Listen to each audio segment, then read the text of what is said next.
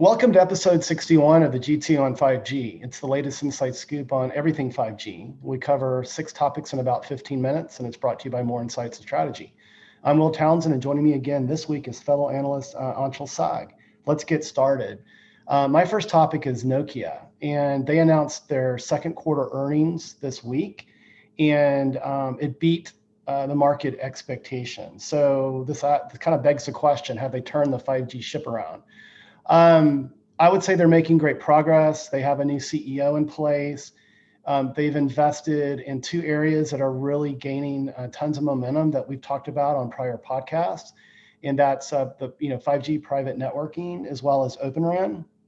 And they recently retooled their ReefShark chipset solutions to better support base station and other infrastructure development. So it seems to me that they're hitting on all cylinders. And on Twitter this week, I sort of took a victory lap because there have been a lot of folks that have been critical of Nokia. But when I attended their global analyst forum a few years ago in person before COVID, I really got an appreciation for some of the longer term investments that they were making, in particular at the time, with respect to transport.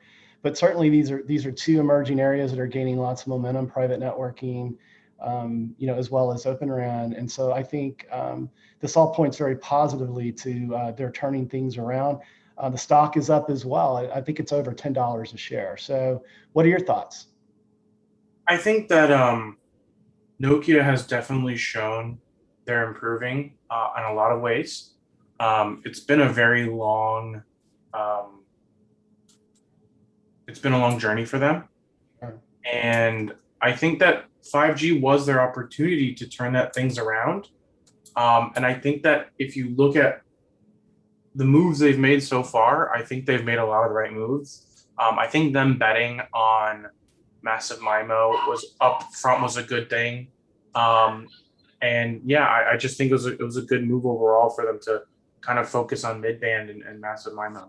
Yeah, and sometimes, a leadership change helps. And certainly Pekka, their new CEO, has streamlined things and has brought, a better accountability from a BU perspective. So, I expect that this momentum will continue for them, but we will obviously keep track of it all and report back on future podcasts. But let's move to your first topic this week.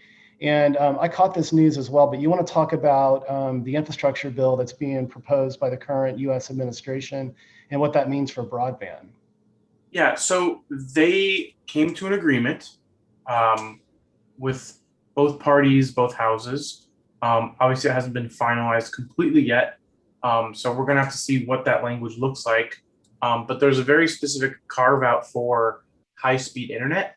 And they said that it's necessary for Americans to do their jobs, which we all learned very clearly during the pandemic. Yeah. And that the deal is not $100 billion, but $65 billion. And it will allow the government to, kind of make an investment in a way that it did with electricity. At least that was the illusion they created. And then it will also help to lower prices as well as increase access and close the digital divide by passing the Digital Equity Act. But I think if you look at what is going on right now, it seems like they removed the requirement for 100 megabit up and down, which was something that was being discussed. And I think that might be a bad thing because if you look at where we are today, AT&T has absolutely delivered the minimum of 25 megabits that they promised. Sure. The problem is that they didn't improve anything beyond that. And today, 25 megabits is not very usable for a lot of things nowadays. Yeah. File sizes have increased. You need at least 30 megabits to do a solid 4K HDR video stream. So people are not being able to experience things. And I mean, 25 is best case scenario in some of these scenarios. So I don't feel like 100 megabits is necessarily outrageous, but I also don't think it's really what we need. We really should be pushing for a gigabit.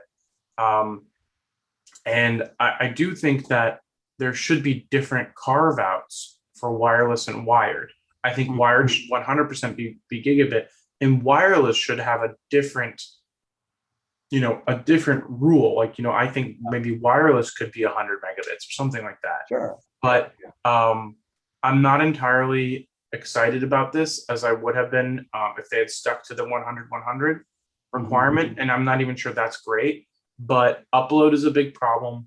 And I think that for people to be able to work successfully from home and be content creators or do any kind of creative work, which is increasingly becoming a thing, or even just doing video conferencing, you need more upload. And right now, the situation is really bad. And I think we should be pushing for more competition and eliminating monopolies rather than trying to just pour more money into the companies that have already wasted tens of billions of dollars.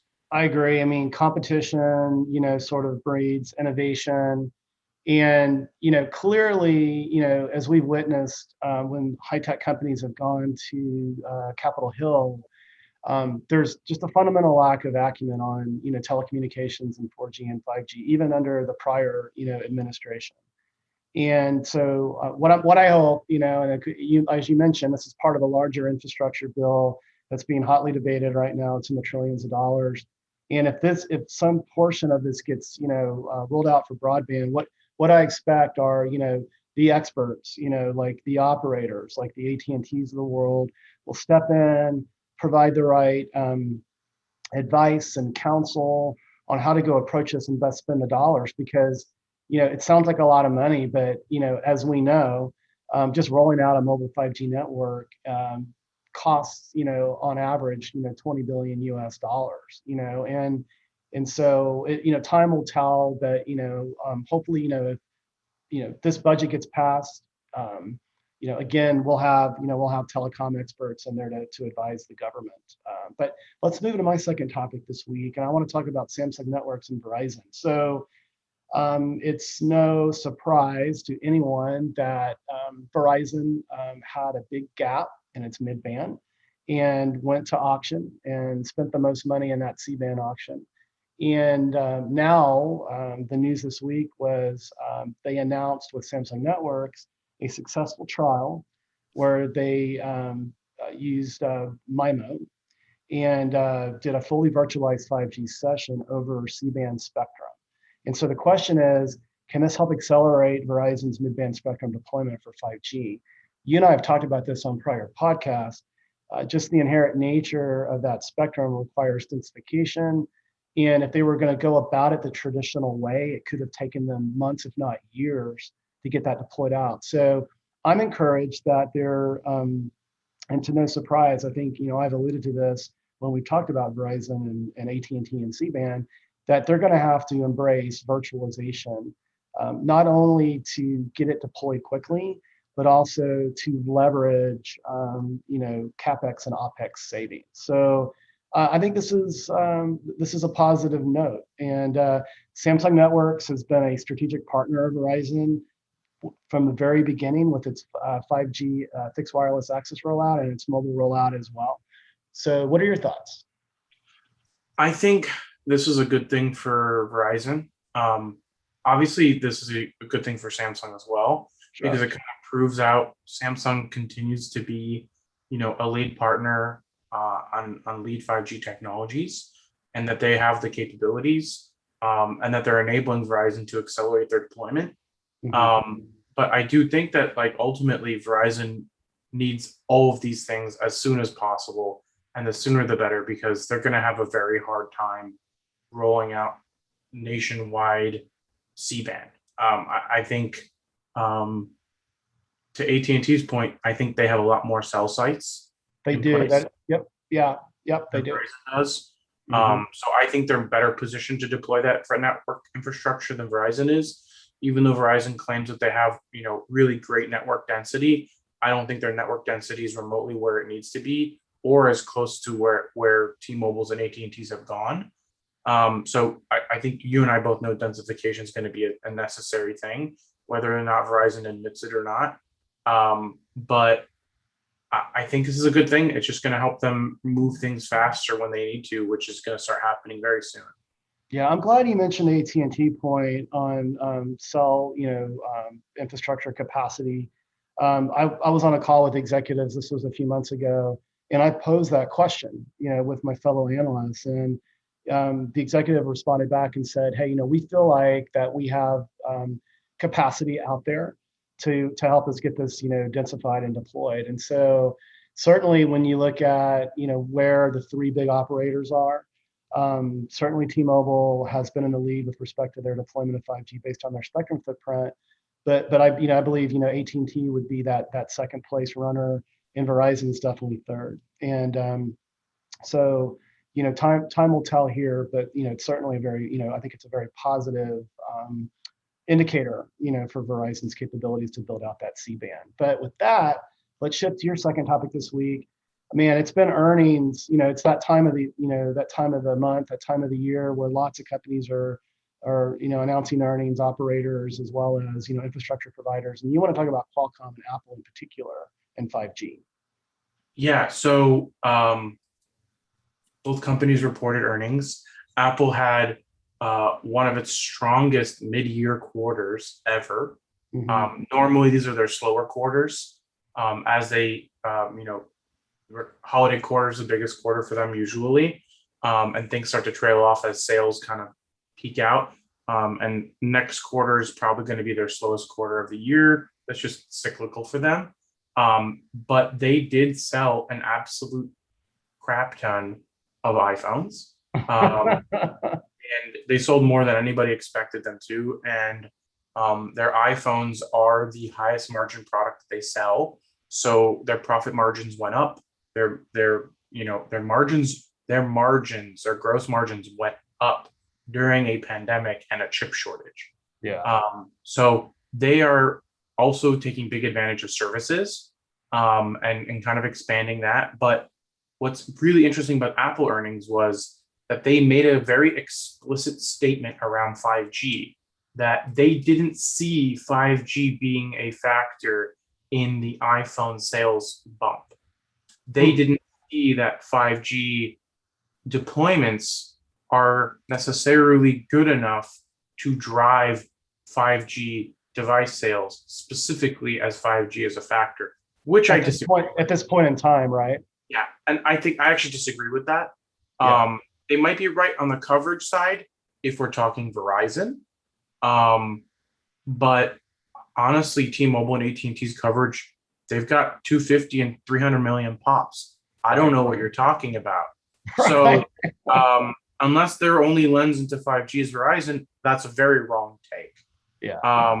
Additionally, their iPhone 12 sold extremely well, and one of those reasons is 5G. Because I think people are buying it not because they totally expect 5G to be great today. I think they're buying it because they're going to hold on to the device for 2 or 3 years and are just going to let 5G improve while they have a 5G device already. So I think Apple's perspective is very wrong. And the other side of that coin is Qualcomm, which saw absolutely gangbusters earnings. They're crushing it. Yeah, they really are crushing it. They beat on revenue. They beat on EPS, earnings per share. Their EPS was like almost like 30% higher than analysts expected, and they saw their revenue increase 70% year over year, and they just their RF front business is almost $1 billion business now. Their automotive business is almost $1 billion, and all these things are 5G related. And that's really the big thing with Qualcomm is they are the 5G bellwether. If they're doing well, if 5G is doing well, they're doing well. They're very diversified now, so it's not just about smartphones; it's also about PCs.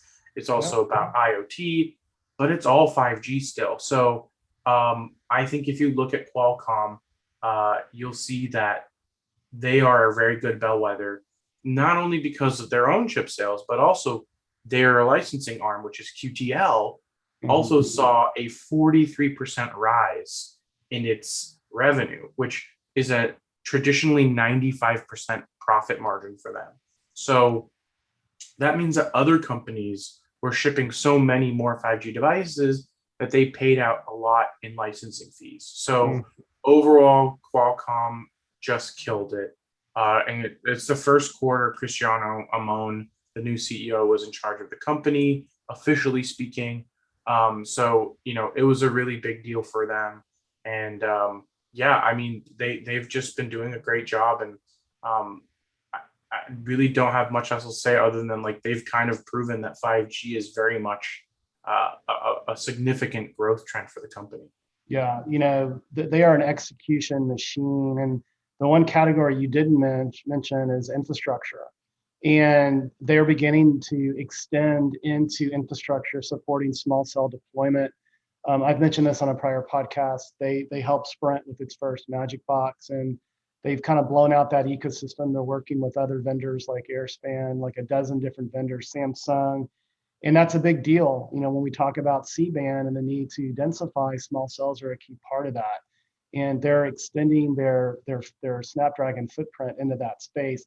There's tremendous upside for them. So we'll definitely keep our tabs on Qualcomm. We talk about them quite often. But let me go to my third and final topic this week. And I want to talk about Vodafone UK. And so they published a report this week where they sized the overall opportunity for private networking, and in particular within manufacturing. And from my perspective, that private networking opportunity, about 50% of that total addressable market is definitely smart manufacturing and machine-to-machine communication. They're pegging the value of that at £6 billion within the United Kingdom by 2030. And so the question is this a realistic prediction?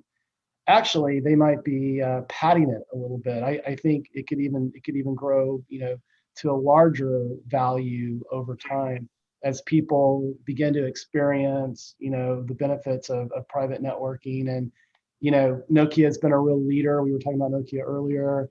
They've been a real leader and really kind of helping to drive private networking. They're boasting over 300 wins with customers that have multiple private networks behind those, and that number will continue to grow over time. Nokia also announced their multi-fire, support for unlicensed deployment as well. That's LTE, but there's 5G coming there. So I think they actually sort of, kind of underpin that. And it was interesting, I read that they said in particular the opportunity in the United Kingdom was within Wales. And so I've only driven through Wales on a train, but apparently that's a big manufacturing area in the United Kingdom. Yep.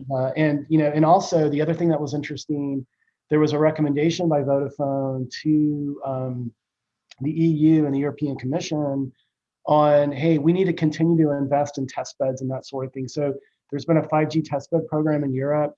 Vodafone was basically advocating that the government needs to further invest in that. Just like we're seeing infrastructure packages trying to be passed through Congress here in the United States, they're really lobbying for that. And really the angle is Vodafone says if we can do this, if the government gets involved and the operators get on board, the United Kingdom could be a real leader in manufacturing with the kind of the deployment of 5G and smartness within the factory. So what are your thoughts? I think you're right that I think they're underestimating it.